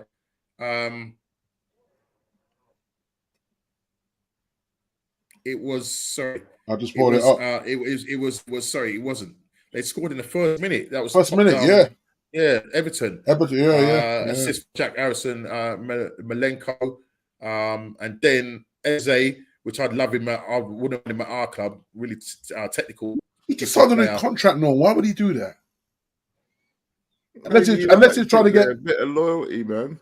Yeah, I'm about to say unless he's trying to get that. Yeah, it could be that, and obviously because I think a few. Crystal is protecting his value as well. Do you know I'm hearing City have been looking at him as well. Yeah. Good player. I rate him. Good player. I rate him. Yeah. Good player. I rate him. I think he got the penalty and he took the penalty. And he equalises in the 5th minute. And then Decore in the 49th minute. I'll tell you, Sean Dyche is getting now getting his players now to play for him now. Do you know what I mean? Decore making it 2-1 to make it 2-1. And then in the 74th minute, Edouard from Jefferson Lema, assist from Jefferson Lema in the 74th minute, making it 2-2. And then Adjissa Gay in the 86th minute, making it 3-2. And Everton get an away win. And Dyche is doing quite well because at one point at the start of the season, they were tipped to they were looking peak. They were looking peak. You know what I mean? But they are putting a little run of games together, and I think they currently sit 14th in the table on 14 points with a -3 goal difference. So he's done well because at one point I really think that they could be in trouble. Do you know what I mean? Then we've got Man United 1, Luton 0. This is your game. Kiss me teeth. Man, these guys, right? Like, it's only. I mean, you should have. Listen, you had loads of chances against this team, right? But it was just mad, no. I mean, what? 64% possession. 60 aerial duels won. 11 corners to 3. It's mad. 15 shots, Norm. Well, that's what I'm saying. Shots. But a lot of Man United fans and a lot of it's Luton, bro. I just and again, somebody that's not an attacking player bails us out again. Yep. It's not sustainable, Norm. Lindelof. Can I ask a question, right? You know your attacking three. I'm talking about your forwards. Yeah. 4 attacking 4. About your midfield. I'm not talking about your midfielders now. I'm talking about your forwards. No, attacking 4. Yeah. How many goals have they got? 1. Rashford. Hold on. Wait. In the Premier League. I heard this. Yeah, in the Premier League. I heard this. Yeah, and I just need confirmation. So if you go, say that again. Say that again to me. Rashford, Højlund, Rashford, and Anthony have got 1 goal in the Premier League in 12 game weeks. Come on, bro. Something is horribly wrong. It can't be all when I heard that stat, I thought, let me double check with you. 1 goal. Yeah, 1 goal between the 4 of them. And that's the 4 he's been rotated. Yeah, remember, he hasn't been playing, what's his name? Jaden. He fell out with Jaden. No, yeah. So push Jaden out of it. You can't really say, I suppose you can put Palestri in there as well, I suppose. But so between the 5 of them, 1 goal in the Premier League. Yeah. 1 goal. It's literally our midfield and defenders have been bailing us out. Literally. Oh my word! It's a shocker, bro. Word! And like I say, we're making Luton look like prime Barcelona. Just like, man, this is Luton time. Finish them. That should have been a 5-1 or whatever. An amazing thing about this, D, what's crazy about all of this is that you're top of the form league table. He's scumbagging it, Norms. You know what I mean? He's mugging us off. You know, I'm not even saying he's mugging us off because he's not out there putting the ball in the back of the net. He's picking the team, as we know. But you got to finish your dinner. These guys, I mean, they're all nervous. It's like they're trying to walk the ball in the back of the net. That's not football, man. Shoot. You know, or trying to get it onto your better foot. Shoot with your left foot. I don't care. Yeah, when you're watching it, Norm, it's a hard watch, honestly. I chatted to Jason Better. Jason actually called me. Me and Jason was chatting while the game was going on. He's like, D, I can't do this anymore, bro. I said, bro, I want to bash up my TV with this football because it's like, yeah, we won the game. It's a good 3 points, but we shouldn't be struggling against. Well, listen, Ten gets another reprieve. Yeah, he does. Yeah, and I'm not saying fire him, Norm, but he's got to get them playing better football, Norm. With Jim Ratcliffe coming in now, there's some changes now going on. You got you see Arnold already. Yeah, he's gone after 16 years. So there looks like there's going to be changes going on. Are you going to? Is there likelihood you're getting a director of football in as well? I think so. Yeah, there is talk of that, and so if he's going to have as much power as he can with his 25%, he's going to clean house a little bit. So you're going to find that top tier will probably just get pushed away, or some of them may go to the commercial side of the business. But if Ten Hag gets fired, don't be surprised. If they look, because there's been all this Hansi Flick. Now, Hansi Flick is a bad man, you know. If they think that training under Ten Hag is going to be, all right, keep it up, fellas. That's what I'm saying. These guys, like, sometimes you say, be careful what you wish for. They reckon that Hansi Flick is a no-nonsense brother. If he tells you that you're not going out to celebrate your birthday this weekend because we've got a big game, you're not going out. If you go out, you're not playing. And so I look at it and say, you know what I mean? I hate that we keep firing managers because it's just a revolving door. Nothing is changing. But if something changes in the structure and the structure decide that Eric ain't it, and whoever we bring him in with a proper, I still say go and get Ralph back. And people say, nah, go get Ralph back. Give Ralph the director of football and see if that helps Eric. If we don't help Eric has to go and we go in another direction manager-wise. And I think Ralph would even recommend it. If Eric keeps pushing back on Ralph, when Ralph knows that, you know, I've built enough teams to know how to do this, then there's that as well. But it's just interesting, Norm, that we just made, I mean, you know what, Luton as well, they don't give up, you know. These guys have got pace. And they're like them Yorkshire Terriers, just nipping at your ankles the whole game. Yeah. And I just thought we could lose this here, man. That was a real banana skin for us, you know, at Old Trafford as well. No, because I'm sure. I think a lot of people called it. They said it wasn't going to be a high-scoring game, but you're thinking it's Old Trafford. Why would it be a high-scoring game? Do you know what I mean? Especially that we just scored 3 in midweek in Champions League. You know, is Luton better than what we're saying? Is that Luton is better than Copenhagen then? And Luton are nowhere near the Champions League. Crazy. Because we can only put one past them if you're looking at current form. And so, I don't know, none of it's sustainable. And I think your next game after the international break, you're away to Everton. Yeah, and Everton have found form now. Yep. So Goodison ain't going to be an easy place to just... You're not going to just stroll into Goodison. We got a 1-0 win there earlier on in the season, so I'm glad we finished playing them now. Do you know what I mean? Yeah. I think going there now would probably be a bit more difficult because, as I said, they were struggling at the start of the season. But let's quickly just move on to AFC Bournemouth 2, Newcastle 0. Newcastle. That's a shocker, that was. That's a bit of a shocker. Yeah. Not only was it a bit of a shocker, obviously Newcastle, you know, because of the fallout of Champions League losing to Dortmund, I think Newcastle currently sit. Is it 3rd? I can't remember in their Champions League table. Yeah, I can't remember. They could be bottom, you know, no? Are they bottom? All right, is it bottom? I think they could be bottom. Because they lost 2 games, didn't it, back to back? Listen, as a result of them, off the back of losing Dortmund, they go away to Bournemouth. That was a shock result. Dominic Solanke getting both goals. Yeah, getting embraced, boy. 60th and 73rd minute. Yeah, and altercation with the fans, Kieran Trippier, apparently there was I saw that. Fans. They were having a go. Well, he just went and spoke to them. And people said he should have spoken to them. Apparently he went over them and said, look, you know, we got loads of injuries and blah, blah, blah. I didn't actually see or really transcript on it, but from what I heard was that he was saying, look, the reason why this is the situation, it's not that we're going out to lose, it's that we've got a big injury list, and they have got a big injury list. Do you know what I mean? Yeah, but I think you know what? To be fair to the fans, right? It's dedication. If I live in Newcastle and I trek down to the south coast, it's a trek, Norm. Oh yeah. If you drove that, if you didn't go on the train and you drove down there, that's a good solid 6-7 hour drive down there. Yeah. And then and you feel like these man didn't. Yeah, it's a tough one. So I see the fans' point of view, but I also understand where Trippier go and speak to them and say, listen, man, you got to bear with us, man. Look, we're in multiple competitions. Yeah, I mean, listen, they're missing Tonali. Yeah. Obviously, he's been suspended, and maybe they're looking for a replacement for him because obviously he's not going to be featuring them for this season.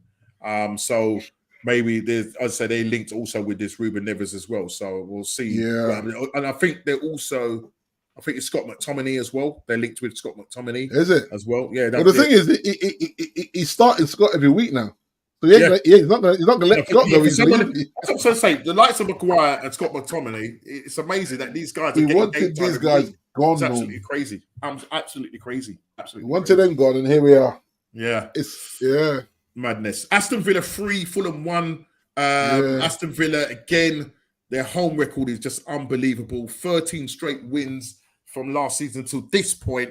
Yeah. Listen, Villa Park is a fortress. Tough place to go there. Did you see that goal that Ollie Watkins missed, that open goal? Yeah. Well, you know what? I had him in fantasy. I was vexed, I had him in fantasy league. I was so vexed with him. I'm like, brother, what are you doing? No, he's got to head it. He's just missed it completely. No, he cost me 100 points, It was easier to miss. He cost me 100 points this weekend. Oh, Ollie did. Even though he did score in that game in the 64th minute, assist by Leon Bailey, John McGinn in the 42nd minute, and Raul Jimenez got a consolation goal in this. I say consolation goal. It was the 70th minute.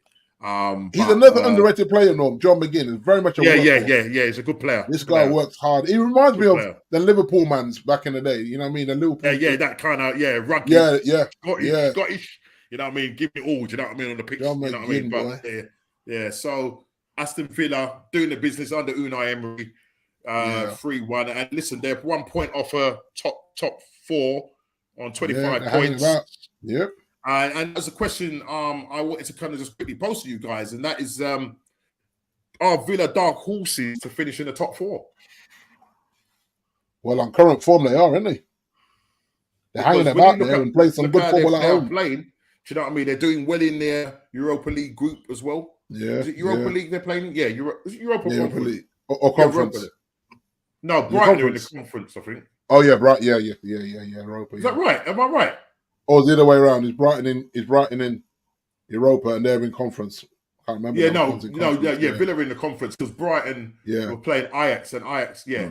That's right. Yeah, that's right. Yeah. So listen, they are doing well in both in the Europa Conference League and obviously in the Premier League. Do you know what I'm going to say? So listen, is all that football going to catch up with them? Exactly, Chile. Because I'm telling you, man. Like I said, playing on them artificial pitches when you go to certain countries, man, it's not good for the hamstring or the ankle injuries. And you're going to see the longer you stay in that competition, you're going to see that squad get depleted a little bit. I think you see what it is. I think where the test will come for all teams, teams, especially teams that have got deep squads, is the Christmas period. I think that will kind of separate the trough from the wheat or so. What they say. So what's it? It's a game every. One game every 3 days. They always say cream rises to the top or whatever. Yeah, 3 or 4 days. You look at that and said if one team or two teams get really good results during that Christmas period, and they're going to split off and create a gap between. That's where I think the gap will appear anyway. I think that's where we'll see. You'll naturally see it then. Yeah, you'll actually see a gap, and then everybody chasing 3-pack or 2-pack. Listen, with them finishing the top 4. I mean, obviously this season is the top 5, isn't it? Yeah, for Champions League, top 5. Yeah. Yeah. I will definitely say that they will probably still finish in a European place. It could well still be Conference League or Europa League. But they're a good at the moment in current form. A very good shout. Finishing in the top 4 if they carry on the way they're going. But as I said, I think that the Christmas period will be the one that really determines where teams, are come after Christmas. And as you said, Norms, they've been solid at home, man. Like it's not a place you're going to be excited to go to on a cold we've evening. Got them exactly. We've got them at some point, either late November or in early December. And we've got some tough fixtures. We've got some tough fixtures in December. Liverpool being one of them as well. So it's not going to be easy at all. Brighton, Sheffield United 1-1. 1-1. I didn't watch the game. But listen, Brighton have kind of fallen off a bit. They have, Sheffield United, you know what I mean? I still think they're going to go down. They just haven't got enough. They just haven't got enough. Do you know what I mean? But they're trying their best. They're spirited. You know what I mean? But at the end of the day, they're on. I think they're currently on 4 points. So they or 5 points or something like that. They sit second bottom. Or I think it's just goal difference. Yeah, 5 points. Yeah, I was going to say I thought it was goal difference that separated them, but they're actually a point ahead of Burnley, who sit rock bottom. And then Liverpool 3, Brentford 0. A straightforward point. Mo Salah off another. Saying that though, at 0-0, in Benoit, if I can say his name, Benoit. How do you pronounce it? Is it M? Let me look at his name, man, because I need to know how to pronounce this brother's name now. The Brentford brother, M Benoit. Is it M Benoit? How do you pronounce it? Yeah, I think it is that. I think you do pronounce the M. Yeah, something like that. Yeah, I think you do pronounce the M. Sometimes that can be silent, but I think you do pronounce the M on there. Yeah, M Benoit. But anyway, he can be a handful, Yeah, he can be. Yeah, he can be a handful. Listen, I mean, we're going away to them after the international break. But we should beat them. But they're a direct team. They're not technical. Yeah. They're very direct. They're very good at set pieces and that. But they will get on the break. And a couple of times he had chances where he could have put Brentford up 1-0, but for Alisson, the keeper, doing his business and keeping Liverpool in the game, because sometimes Liverpool can be a little bit open at the back, even though they've got the ball. You see how they line up as well. You see how they line up. They line up 5-3-2. That's right. Yeah. That's how they line up. And as Kofi said, Brentford did cause problems. But at the end of the day, they haven't got Ivan Toney in the team. I think if they haven't Ivan Toney in that team, I think you're missing that clinical. Because they got Wissa, but he's not as clinical. He's not as clinical. Yeah, Wissa is not as clinical. When you have Toney in there, that kind of completes the way Brentford play. But as I said, he's got granular visions of going to a bigger club. All that being Arsenal. Do you know what I mean? So hopefully, that dream will come. That dream will come through. But Salah getting, I think, in that goal, he got a brace in that game.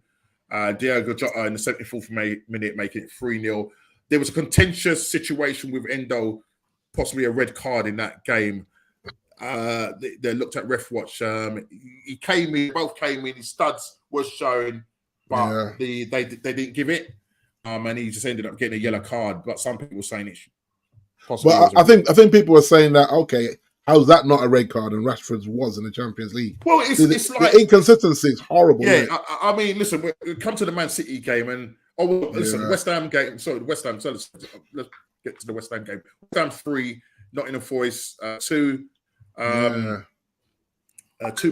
Souček getting the winner in the 88th minute. I'm sort of working backwards. Jared Bowen in the 65th minute, equalising. Alanga, your man. Like Alanga, Yeah, they're getting an assist from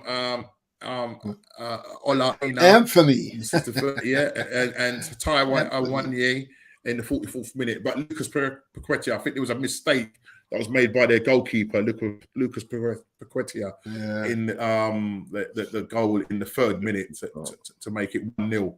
and the game finishes 3-2. West Ham, coming out winners, 3-2 winners. You see this, Norm? I think we spoke about it briefly in the chat, in our group chat, that the James Ward-Prowse thing, man. Yeah. Bare team slept on him, because he got relegated. Bare team slept on him. Yeah. This guy's killing it right now. I think we should have got him. Yeah, precision, man. This brother is precision. You know what it is? I think everybody was saying, he's only good at free kicks, but actually he's got a lot more to his game. Yes. A lot more to his game. I think because every time I saw him for Southampton, the only time I saw him scoring when he was scoring free kicks. That's about it. I never ever saw any other aspect of his game. But if you look at his corners as well, Norm, they are precision corners, man. Yeah. Now you can. It's like that this man, brother. Yeah, that man. He's an assist merchant. He's killing it. Yeah. At West Ham, imagine in a better team than West Ham. Exactly. Probably have 15 assists by now. It's like, kudos, man. Jeez, man. Kudos as well, which we had him as well. But, so that's another story. But let's go to the Battle of the Bridge. The Battle of the Bridge, Chelsea 4, Man City 4. That was a wild game to watch it, though. I love that game. As a neutral, brilliant game. This is if Ez is in the chat, hopefully he's in the chat. He can enlighten us to some degree. But I didn't get to see the game in its entirety because I was on my way home from Northampton because I was up your neck of the woods. That's right. Yeah? You said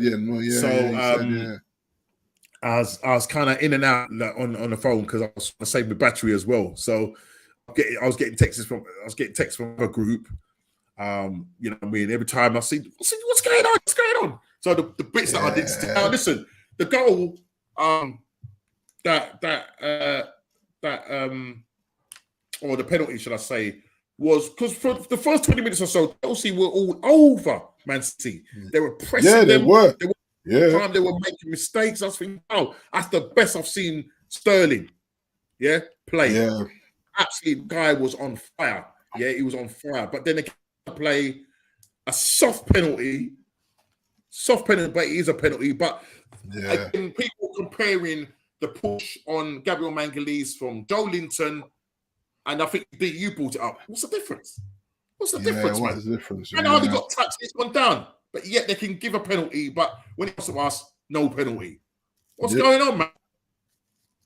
You know what I mean? It's an absolute joke. So Erling you knew he was going to score that as well. He was just slots away the penalty to make 1-0, and then 4 minutes later, Thiago Silva from assist from Conor Gallagher from a corner, I believe it was.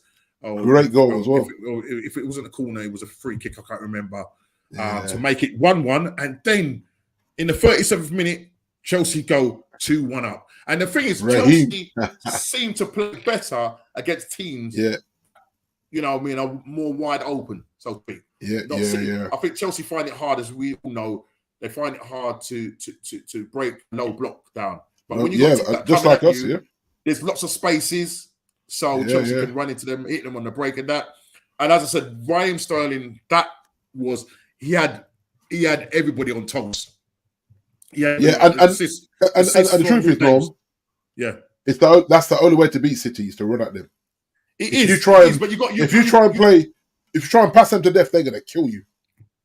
Yeah, try to pass them to death. Just run at them. Yeah, but I mean, if you look at the possession, if you look at stats, the possession, there wasn't much in it. Man City had 54 and City had 45. If you was going to look at all the passes, then maybe Man City would have outpassed them in terms of their passes and that. Because I think they had in terms of passes, what was it? Well, 531 to Chelsea's 444. 44, yeah. Yeah, so you know what I mean?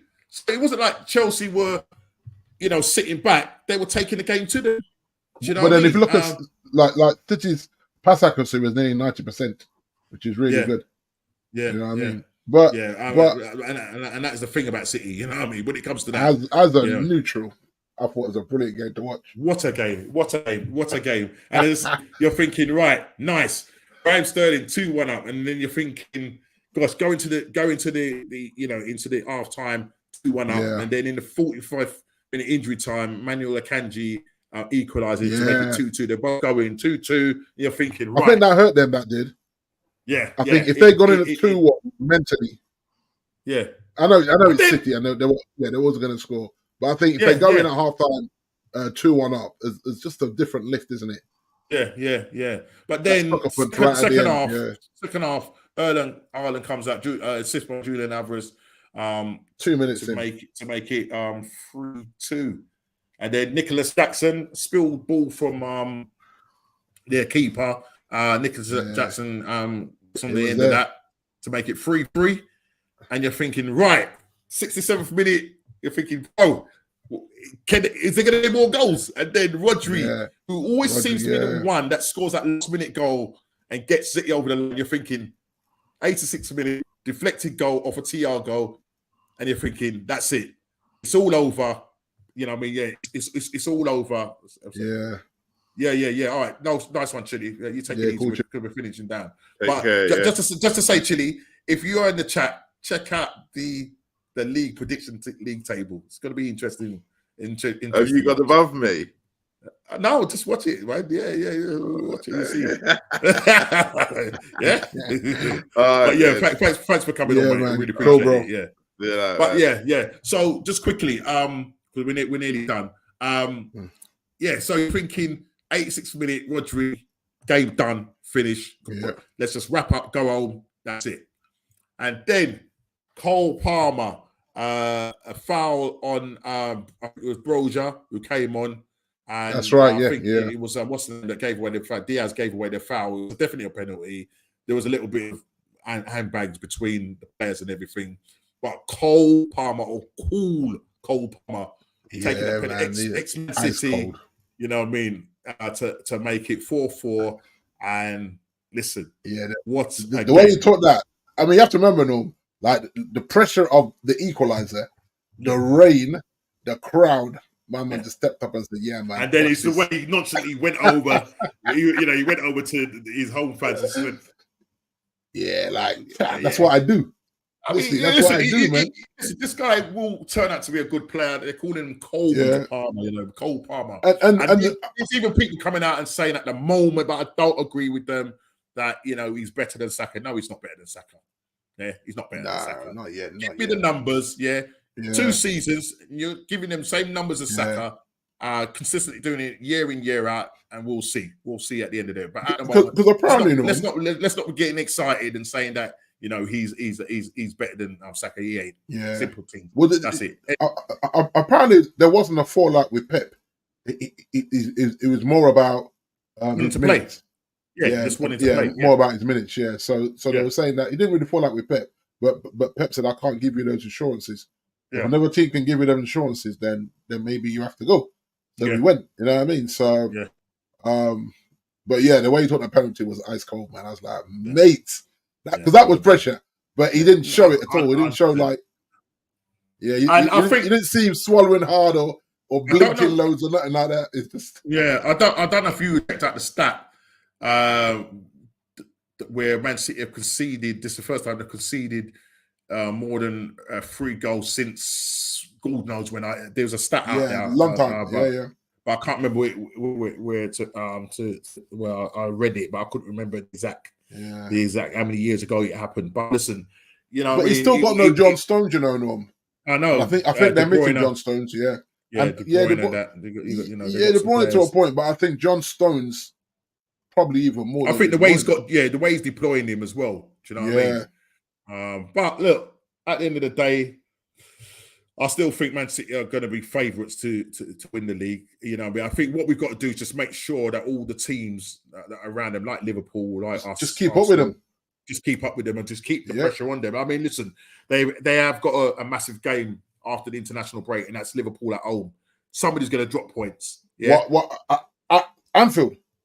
No, I think it's at the Etihad. Etihad. Okay, I believe it's at the Etihad. And then after that, I think they've got. Yeah, I'm sure of it. I'm sure they've got Man City got 2 home games back to back. Liverpool at home, and they've got Tottenham at home. I might be wrong. Somebody put it in the chat if you know what it is, Kofi. We know. I'm sure Liverpool are going away to Man City, so that's going to be a massive game. So I think that game, is an early kickoff, as Kofi said. It is an early kickoff. Yeah, 12:30. 12:30. But I don't know. I'm sure they're away to Man City. But listen, you're gonna have two teams with attacking flair. It's gonna be. I think there's gonna be goals in this. There's gonna be goals in this. You know. Yeah, I think so. I think there's gonna be goals in it. High scoring. Don't want to call it a draw. Possibly. We'll see what happens. But I think because other teams. If you look at it below, if you look at it, like if there was goals like that at Chelsea, there's gonna be goals like that. Two very good attacking teams. You know what I mean? Yeah. So they're away. So I think I just think we need to capitalize whoever drops in that game. Do you know what I mean? Exactly. We're away to Brentford, so we play after. So listen, let's hope. And I think I think we're late kickoff as well in the evening. I'm sure we're playing Saturday evening, if my memory. 17:30 on. Yeah. You guys are playing 17:30 on Saturday. Playing under the lights. So we'll see what happens. We'll see what happens there. That was the battle of the bridge, and it's on us all even. But let's come and finish now. Lastly, and that's the what's going on prediction league table, and Kofi has been waiting with bated breath for this to see how one man's doing. There has been a lot of changes. I'm not going to lie, there's going to be some changes. I think Chile might want to see this as well. And looking at this, and I need to discuss this to see if it's form, that means that a certain person should then be top of the league. So we can just quickly discuss this, and then I'll get D to do the what's going on Fantasy Premier League shout out. So let's share this with bated breath. Are you there, Kof? Are you there? Are you waiting? Hey, you waiting, bro? You want to score? Here we go, bro. So as you see, man like Kofi, getting the exact scoreline with Villa 3, Fulham 1. So that green dot there is Kofi getting the exact correct score and outcome. So that pushes him on 10 points, level with Chile. I go up to third place. I was currently sitting in first place. He's here. So there you go. Now I'm looking at this and I'm thinking, if I'm looking at form, looking at form, Kofi should be top. Yeah, should be top. He's gone blue. He's gone blue and green to 2 reds from Chile. Yeah. So really and truly, Kofi should actually be sitting top of the table. But my bad. It wasn't me. It was my son. Get them points, Kofi. Say, get them points. Yeah. So we've got the good shout, Kofi. Good shout, my man. Chile and Kofi on top, but it should be Kofi based on here's Chile now. I'm still top. Top the 8. No, Chile. Check the form, brother. Check the form. Yeah. Look at your form.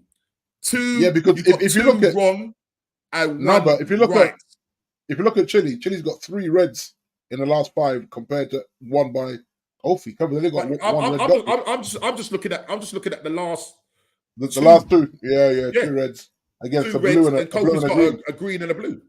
Yeah. And if you look, what's Jay saying? Don't put it on your son. Yes, Jay. and then Kofi saying he wants a VAR Change the table, man. Change the table. Change the table. End the stream, Dave. End the stream. End the stream. But listen, depending, obviously, we're not going to give no prediction scores for this week because obviously there's international break. So we're going to wait till next week. Pressure is on now. It's funny now, D, to see you sitting in 4th place. Mate. You've never ever been down there. Been that low? No, that's right, man. Ez currently still sitting in 5th, and I think it's a different league this year, Norm. Yeah, it does, and it does reflect. Different. It's a different league. Like you look at teams now, and you're saying, even on their form, they could sneak a point here. So sometimes I'm saying I should have gone for a draw there, and I didn't. You know what I mean? It's a bit like the captain, like fantasy, putting the captain's armband. So, yeah, you don't get the beat. You don't get the beat for a draw. You have to beat the champion. Beat the champion. Yeah. So it's hotting up. It is. Oh, the belt. They say the belt. You don't get the belt. Yeah. But yeah, it is hotting up. Going into the November time, and I think where it will really get interesting, D, and where we'll see a lot of movement is in the Christmas period. Yeah, where games are going to come thick and fast, and we're going to have to use this up there, mate. Yeah, it's going to be hard to predict as well, just because it's going to be hard. I think the amount of games. Yeah, and players in and out. Yeah. So it's going to be. We can see what happens. What's that's saying? What's going on, fantasy? I'm nearly in the relegation battle. Yeah, she's holding on though. You're holding on, Jay. You're doing all right, man. Yeah, we're coming on to that. So there you have it, people. Chile's it's officially Kofi should be top. Chile second. Sorry, just burped on live on thingy. And I've got some water here. Hold on. Excuse my manners. More Titty Vicar. So it should be the other way around. It should be Kofi, Chile, me, Big D, and Ez. But Norm, if you look at your consistency, Norm, like you got 4 blues on the trot, mate. So you're getting the results right. You're getting the results right. Yeah, you know that, boys. Yeah, I'm coming. I'm coming for you. Yeah, I'm coming for you, Chilla. I'm coming. Chile, boy. I'm coming for you. But listen, I think the 2 reds hurt Chile. Let's finish off. Yeah, listen, because we've been going an hour and a half. Let's finish off quickly. Yeah. With the what's going on, Fantasy League, Prediction League, and Steve's going to call that out. And then we will end the show here, my friend. So first of all, I want to shout out Emmanuel Butler with Bossman United, 103 points, Norm, which takes him up to 5th. So it takes him up to the Europa League spot. We still have Richard Tuck, who's our top in our league with 734. He had a solid 78. We had 3 of us, I think it was. No, 2 of us with 90. Myself with a 92 and with Who Are You FC in second with a solid 93 that had him leapfrog both Sean and Del Grady. So this league's heating up. Jay, you're good, man. Remember, this is your first season, and so you're not in the bottom 3. So I'm proud of you, man. Like you just keep hustling. Where's she? She's 13th now. She's 13th. Okay. Yeah. So the team's below her. Even though I had a 92, Norm, I still stayed 11th. It didn't move me up. It just scored me back. What was Malcolm X? What was Malcolm X's score? She had a solid 70, man. Okay, cool. Yeah, it's decent. Yeah, she scored 70 points. There's a few that were in the 50s. So her 70 was solid. But yeah, I think that's my best score so far this season, the 92, and it still didn't move me in the league. But the thing is, it kept me above Chile though. But you said something about Ollie. If Ollie Watkins, if Ollie Watkins had scored the first one, I'd have been on 100 points.